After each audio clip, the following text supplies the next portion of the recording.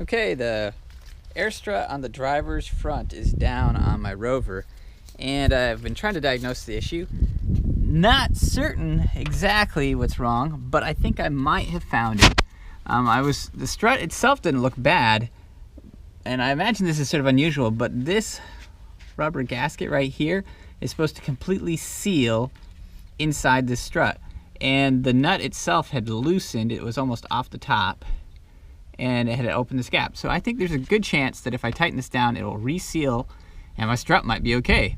So unusual problem, I assume, but if this solves it, then it's easy fix. Tighten this nut, create the seal again, and then I should be good to go. We'll see. If it works, I'll post it. Okay, well, good news is I think I discovered the problem. So you can see that the Rover is up on its suspension again. I tightened that nut up top. Doesn't mean I'm 100% fixed, but I definitely feel like I'm onto it. When I open it, you can listen.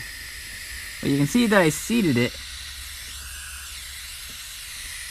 But you can also hear there's a leak up here.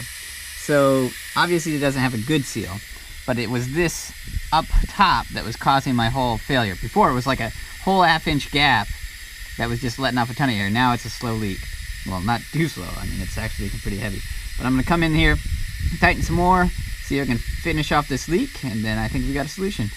But in case it helps, if you're troubleshooting why is it lowering, obviously listen for leaks. If it's a complete failure, you might want to check up top. Maybe this seal right here is giving you problems. Here we go.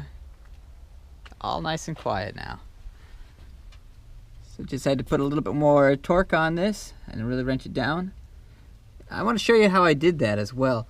I see a lot of people, of course, using impact wrenches and some other things. Because the center shafts, it can spin while you're trying to turn the nut. What I did, so I tried a couple wrenches, but let me show you which ones actually worked out. I ended up using, it's a 24 millimeter, so if you have a 24 millimeter wrench like that, I had a 23, so I didn't have a 24. And I took a hex key, or an Allen wrench. You can put the Allen wrench right in the center, and that'll give you a leverage point. For me, I actually put it so it actually hit right here against the firewall, so I could use that as a brace. And then I used the crescent wrench, and then I put a pipe on the end of the crescent wrench, like this. And that gave me enough power to torque it down to proper speed, so it wouldn't leak anymore.